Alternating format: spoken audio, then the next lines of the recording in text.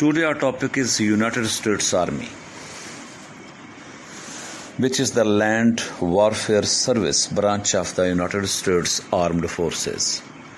It is one of the 8 U.S. uniformed services and is designated as the Army of the United States in the U.S. Constitution.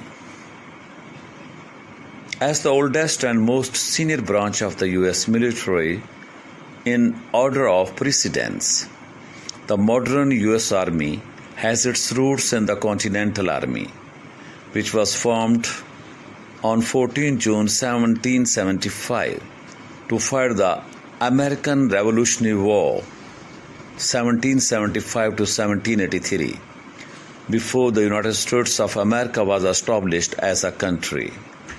After the Revolutionary War, the Congress of the Confederation created the United States Army on June 3, 1784, to replace the disbanded Continental Army. The United States Army considers itself descended from the Continental Army and considers its institutional inception to be the origin of that armed force in 1775. The size of the army is 4,72,595 regular army personnel, which was enumerated on 31st December 2019, and 3,31,881 Army National Guard personnel on 31st December 2019, and 1,91,007 Army Reserve personnel on 31st December 2019, and 9,95,483 total uniformed personnel on 31st December 2019, and 2,50,576 civilian personnel on 31st December 2019, and 12,46,059 total, and 4,406 manned aircraft. It is the part of the Department of the Army, and the headquarters are situated in the Pentagon, Arlington County, Virginia, United States. The motto of Army is, "This we shall defend," and the colors is gold and white and black. And the march, the army goes rolling along, play health.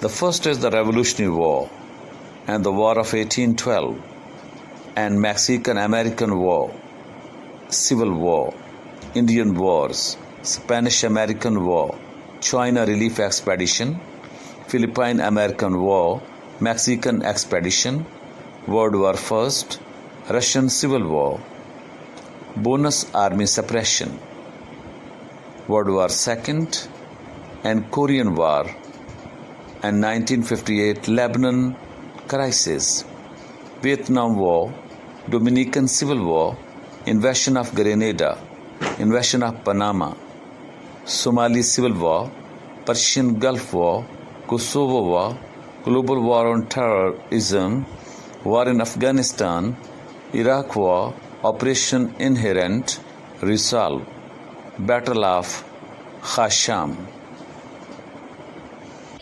The U.S. Army is a uniformed service of the United States and is part of the Department of the Army, which is one of the 3 military departments of the Department of Defense. The U.S. Army is headed by a civilian senior appointed civil servant, the Secretary of the Army, which is called the SEC Army, and by a chief military officer, the Chief of Staff of the Army, CSA, who is also a member of the Joint Chiefs of Staff. It is the largest military branch, and in the fiscal year 2017, the projected end strength for the regular army was 4,76,000 soldiers. The Army National Guard had 3,43,000 soldiers, and the U.S. Army Reserve USAR had 1,99,000 soldiers, and the combined component strength of the U.S. Army was 10,18,000 soldiers. As a branch of the armed forces, the mission of the U.S. Army is to fight and win our nation's wars by providing prompt, sustained land dominance across the full range of military operations and the spectrum of conflict in support of combatant commanders. The branch participates in conflicts worldwide and is the major ground-based offensive and defensive force of the United States. The mission of the USA Army. This army serves as the land-based branch of the U.S. Armed Forces. Section 3062 of Title 10 U.S. Code defines the purpose of the Army as preserving the peace and security and providing for the defense of the United States, the Commonwealth and possessions and any areas occupied by the United States, supporting the national policies, implementing the national objectives, overcoming any nations responsible for aggressive acts that imperil the peace and security of the United States. In 2018, the Army Strategy 2018 articulated an 8-point addendum to the Army Vision for 2028. While the Army mission remains constant, the Army strategy builds upon the Army's brigade modernization by adding focus to corps and division level echelons. Modernization, reform for high-intensity conflict, and joint multi-domain operations are added to the strategy to be completed by 2028. On 14 June 1775, the Second Continental Congress created the Continental Army as a unified army for the colonies to fight Great Britain, with George Washington appointed as its commander. The army was initially led by men who had served in the British Army or colonial militias and who brought much of British military heritage with them. As the Revolutionary War progressed, French aid, resources and military thinking helped shape the new army. A number of European soldiers came on their own to help, such as Friedrich Wilhelm von Steuben, who taught Prussian army tactics and organizational skills. The storming of Redoubt No. 10 in the siege of Yorktown during the American Revolutionary War prompted Great Britain's government to begin negotiations, reshuffling and resulting in the Treaty of Paris and Great Britain's recognition of the United States as an independent state. The army fought numerous pitched battles and in the South in 1780 and 1781, at times using the Fabian strategy and hit-and-run tactics under the leadership of Major General Nathanael Greene. Hit where the British were weakest to wear down their forces. Washington led victories against the British at Trenton and Princeton, but lost a series of battles in the New York and New Jersey campaign in 1776 and the Philadelphia campaign in 1777. With the decisive victory at Yorktown and the help of the French, the Continental Army prevailed against the British. After the war, the Continental Army was quickly given land certificates and disbanded in a reflection of the Republican distrust of standing armies. State militias became the new nation's sole ground army, with the exception of a regiment to guard the western frontier and one battery of artillery guarding West Point's arsenal. However, because of continuing conflict with Native Americans, it was soon realized that it was necessary to field a trained standing army. The regular army was at first very small, and after General St. Clair's defeat at the Battle of the Wabash, where more than 800 Americans were killed, the regular army was reorganized as the Legion of the United States, which was established in 1791 and renamed the United States Army in 1796. In 1798, during the Quasi War with France, Congress established a 3-year provisional army of 10,000 men, consisting of 12 regiments of infantry and 6 troops of light dragoons. By March 1799, Congress created an eventual army of 30,000 men, including 3 regiments of cavalry. Both armies existed only on paper, but equipment for 3,000 men and horses was procured and stored. Army on the frontiers. In the early wars, General Andrew Jackson, standing on the parapet of his makeshift defenses as his troops repulse attacking Highlanders during the defense of New Orleans, the final major and most one-sided battle of the War of 1812. The War of 1812, the second and last war between the United States and Great Britain, had mixed results. The U.S. Army did not conquer Canada, but it did destroy Native American resistance to expansion in the Old Northwest, and it validated its independence by stopping 2 major British invasions in 1814 and in 1815. After taking control of Lake Erie in 1813, the U.S. Army seized parts of western Upper Canada, burned York, and defeated Tecumseh, which caused his Western Confederacy to collapse. Following U.S. victories in the Canadian province of Upper Canada, British troops who had dubbed the U.S. Army Regulars by God were able to capture and burn Washington, which was defended by militia in 1814. The regular army, however, proved they were professional and capable of defeating the British Army during the invasions of Plattsburgh and Baltimore, prompting British agreement on the previously rejected terms of a status quo. Antebellum. 2 weeks after a treaty was signed but not ratified, Andrew Jackson defeated the British in the Battle of New Orleans and siege of Fort St. Philip and became a national hero.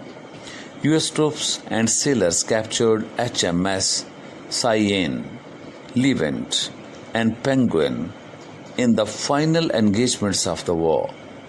Per the treaty, both sides, the United States and Great Britain, returned to the geographical status quo. Both navies kept the warships they had seized during the conflict. The Army's major campaign against the Indians was fought in Florida against Seminoles. It looks long wars 1818-1858 to finally defeat the Seminoles and move them to Oklahoma.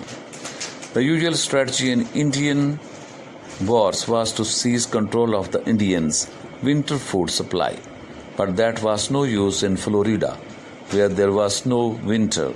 The second strategy was to form alliances with other Indian tribes, but that too was useless because the Seminoles had destroyed all the other Indians when they entered Florida in the late 18th century. The U.S. Army fought and won the Mexican-American War of 1846 to 1848, which was a defining event for both countries. The U.S. victory resulted in acquisition of territory that eventually became all or parts of the state of California, Nevada, Utah, Colorado, Arizona, Wyoming, and New Mexico. The Union War or American Civil War was the costliest war for the U.S. in terms of casualties, after most slave states located in the southern U.S. formed the Confederate States. The Confederate States Army, led by former U.S. Army officers, mobilized a large fraction of southern white manpower. Forces of the United States, the Union or the North, formed the Union Army, consisting of a small body of regular army units and a large body of volunteer units raised from every state, North and South, except South Carolina. For the first 2 years, Confederate forces did well in set battles, but lost control of the border states. The Confederates had the advantage of defending a large territory in an area where disease caused twice as many deaths as combat. The Union pursued a strategy of seizing the coastline, blockading the ports, and taking control of the river systems. By 1863, the Confederacy was being strangled. Its eastern armies fought well, but the western armies were defeated, one after another, until the Union forces captured New Orleans in 1862 along with the Tennessee River. In the Vicksburg Campaign of 1862 to 1863, General Ulysses Grant seized the Mississippi River and cut off the Southwest. Grant took command of Union forces in 1864, and after a series of battles with very heavy casualties, he had General Robert E. Lee under siege in Richmond as General William T. Sherman captured Atlanta and marched through Georgia and the Carolinas. The Confederate capital was abandoned in April 1865, and Lee subsequently surrendered his army at Appomattox Courthouse. All other Confederate armies surrendered within a few months. The war remains the deadliest conflict in U.S. history, resulting in the deaths of 620,000 men on both sides, based on 1,860 census figures.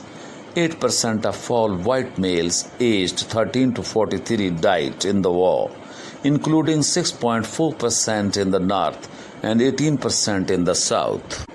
In the late 19th century, following the Civil War, the U.S. Army had the mission of containing western tribes of Native Americans on the Indian reservations. They set up many forts and engaged in the last of the American Indian Wars. U.S. Army troops also occupied several southern states during the Reconstruction era to protect freedmen. The key battles of the Spanish-American War of 1898 were fought by the Navy. U.S. mostly new volunteers, the U.S. Army defeated Spain in land campaigns in Cuba and played the central role in the Philippine-American War. 20th century U.S. Army. Starting in 1910, the Army began acquiring fixed-wing aircraft. In 1910, during the Mexican Revolution, the Army was deployed to U.S. towns near the border to ensure the safety of lives and property. In 1916, Pancho Villa, a major rebel leader, attacked Columbus, New Mexico, prompting a U.S. intervention in Mexico. Until 7 February 1917, they fought the rebels and the Mexican federal troops until 1918. World Wars. The United States joined World War I as an associated power in 1917 on the side of Britain, France, Russia, Italy, and the other allies. U.S. troops were sent to the Western Front and were involved in the last offensives that ended the war. With the armistice in November 1918, the Army once again decreased its forces. In 1939, estimates of the army's strength range between 1,74,000 and 2 lakh soldiers, smaller than that of Portugal's, which ranked it 17th or 19th in the world in size. General George C. Marshall became Army Chief of Staff in September 1939 and set about expanding and modernizing the Army in preparation for war. The United States World War II in December 1941, after the Japanese attack on Pearl Harbor. Some 11 million Americans were to serve in various army operations. On the European front, U.S. Army troops formed a significant portion of the forces that captured North Africa and Sicily and later fought in Italy.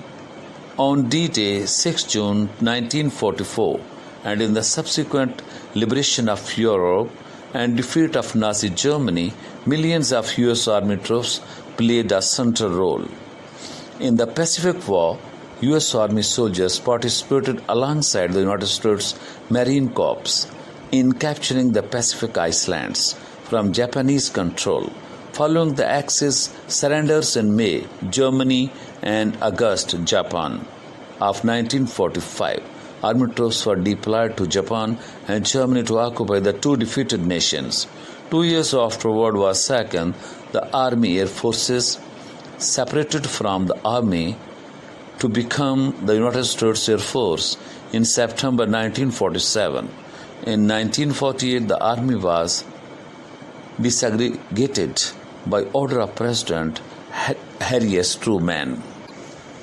Cold War from 1945 to 1960. The end of World War II set the stage for the East-West confrontation known as the Cold War. With the outbreak of the Korean War, concerns over the defense of Western Europe rose. Two Corps V and 5 and 7 were reactivated under 7th United States Army in 1950, and U.S. strength in Europe rose from 1 division to 4. Hundreds of thousands of U.S. troops remained stationed in West Germany, with others in Belgium, the Netherlands, and the United States Kingdom until the 1990s in anticipation of a possible Soviet attack. There are many such pics and other images about the U.S. Army stationed on different points in the Europe continent. U.S. tanks and Soviet tanks at checkpoint. We can see in pictures. In 1961, during the Cold War, U.S. troops and their allies fought communist forces in Korea and Vietnam. The Korean War began in June 1950 when the Soviets walked out of a UN Security Council meeting, removing their possible veto. Under a United Nations umbrella, hundreds of thousands of U.S. troops fought to prevent the takeover of South Korea by North Korea and later to invade the northern nation. After repeated advances and retreats by both sides and the Chinese People's Volunteer Army's entry into the war, the Korean Armistice Agreement returned the peninsula to the status quo in July 1953. The Vietnam War from 1960 to 1970 is often regarded as a low point for the U.S. Army due to the use of drafted personnel, the unpopularity of the war with the U.S. public, and frustrating restrictions placed on the military by U.S. political leaders. While U.S. forces had been stationed in South Vietnam since 1959 in intelligence and advising and training roles, they were not deployed in large numbers until 1965 after the Gulf of Tonkin incident. U.S. forces effectively established and maintained control of the traditional battlefield, but they struggled to counter the guerrilla, hit, and run tactics of the communist Viet Cong. You know, it is a strategy, the hit and run strategy, which is very successful in the war strategies, and the North Vietnamese army. On a tactical level, US soldiers and the US military as a whole did not lose a sizable battle. There are some images about the Army infantry patrol moving to assault the lost North Vietnamese Army position at Doc to South Vietnam during Operation Hawthorne. During the 1960s, the Department of Defense continued to scrutinize the reserve forces and to question the number of divisions and brigades as well as the redundancy of maintaining two reserve components, the Army National Guard and the Army Reserves. In 1967, Secretary of Defense Robert McNamara decided that 15 combat divisions in the Army National Guard were unnecessary and cut the number to 8 divisions, 1 mechanized infantry, 2 armored, and 5 infantry, but increased the number of brigades from 7 to 18, 1 airborne, 1 armored, 2 mechanized infantry, and 14 infantry. The loss of the divisions did not sit well with the states. Their objections included the inadequate maneuver element mix for those that remained and the end to practice of rotating divisional commands among the states that supported them. Under the proposal, the remaining division commanders were to reside in the state of the division base. However, no reduction in total Army National Guard strength was to take place, which convinced the governors to accept the plan. The states reorganized their forces accordingly between 1 December 1967 and 1 May 1968. 1970 and 1999. The total force policy was adopted by Chief of Staff of the Army General Carrington Abrams in the aftermath of Vietnam War and involves treating the three components of the Army: regular Army, the Army National Guard, and the Army Reserve as single force, believing that no U.S. president should be able to take the United States, and more specifically the U.S. Army, to war without the support of the U.S. people. General Abrams intertwined the structure of the three components of the Army in such a way as to make extended operations impossible without the involvement of both the Army National Guard and the Army Reserve. The 1980s was mostly a decade of reorganization. The Army converted to an all-volunteer force with greater emphasis on training and technology. The Goldwater-Nichols Act of 1986 created unified combatant commands, bringing the Army together with the other four military services under unified, geographically organized command structures. The Army also played a role in the invasions of Grenada in 1983, Operation Urgent Fury, and Panama in 1989, Operation Just Cause. By 1989, Germany was nearing reunification and the Cold War was coming to a close. Army leadership reacted by starting to plan for a reduction in strength. By November 1989, Pentagon briefs were laying out plans to reduce Army and strength by 23% from 750,000 to 580,000. A number of incentives such as early retirement were used. In 1990, Iraq invaded its smaller neighbor Kuwait, and U.S. land forces quickly deployed to assure the protection of Saudi Arabia. In January 1991, Operation Desert Storm commenced, a U.S.-led coalition which deployed over 5 lakh troops, the bulk of them from U.S. Army formations, to drive out Iraqi forces. The campaign ended in total victory as Western coalition forces routed the Iraqi army. Some of the largest tank battles in history were fought during the Gulf War. The Battle of Medina Rig, Battle of Norfolk, and the Battle of 73 Easting were tank battles of historical significance. After Operation Desert Storm, the Army did not see major combat operations for the remainder of the 1990s, but did participate in a number of peacekeeping activities. In 1990, the Department of Defense issued guidance for rebalancing after a review of the total force policy. But in 2004, Air War College scholars concluded the guidance would reverse the total force policy, which is an essential ingredient to the successful application of military force.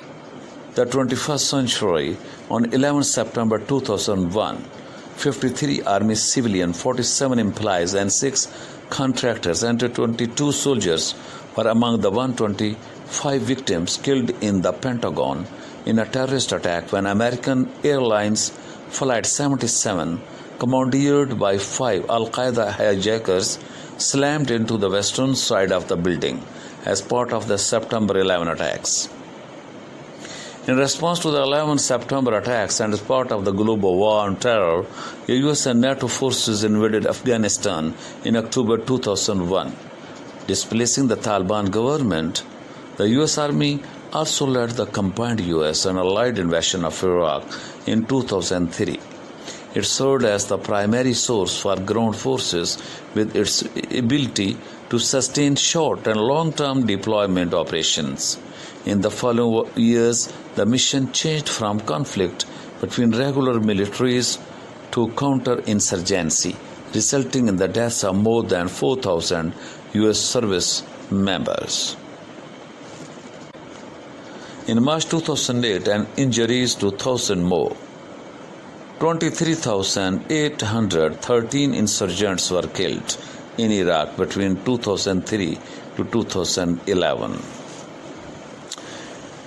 Until 2009, the Army Chief Modernization Plan, its most ambitious since World War II, was the Future Combat Systems Program.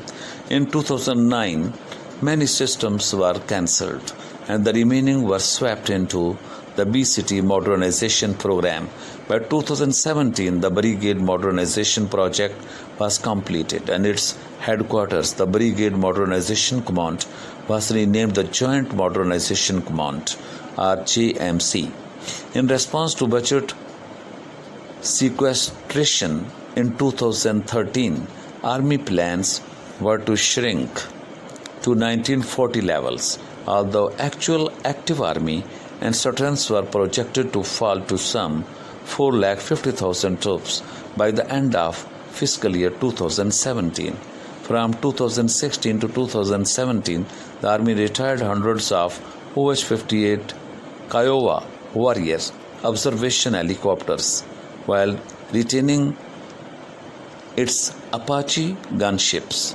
The 2015 expenditure for Army research, development and acquisition changed from $32 billion projected in 2012 for $15 to $21 billion in the same fiscal year, and for fiscal year 15 expected in 2014.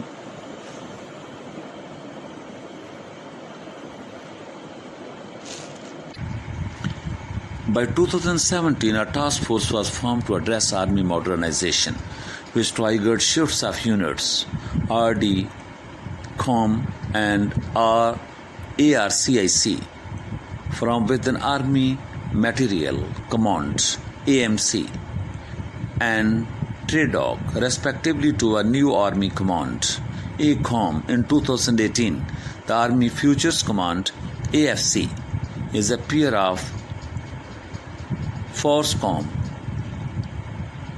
TRADOC, and AMC, the other ACOMs. AFC's mission is modernization reform to design hardware as well as to work within the acquisition process which defines material to AMC.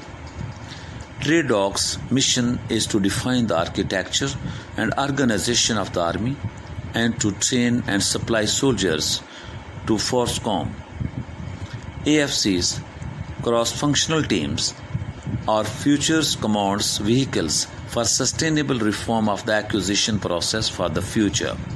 In order to support the Army's modernization priorities, its fiscal year 2020 budget allocated $30 billion for the top 6 modernization priorities over the next 5 years. A $30 billion came from $8 billion in cost avoidance and $22 billion in terminations. The lecture is ended. There is a lot of remaining material. We must have to see that, because the Army components, along with it the medals and the recognition of the medals in Army commands and Army service component commands, so we must have to take knowledge extensively about the structure of the Army and the combat maneuver organizations along with the command of the forces.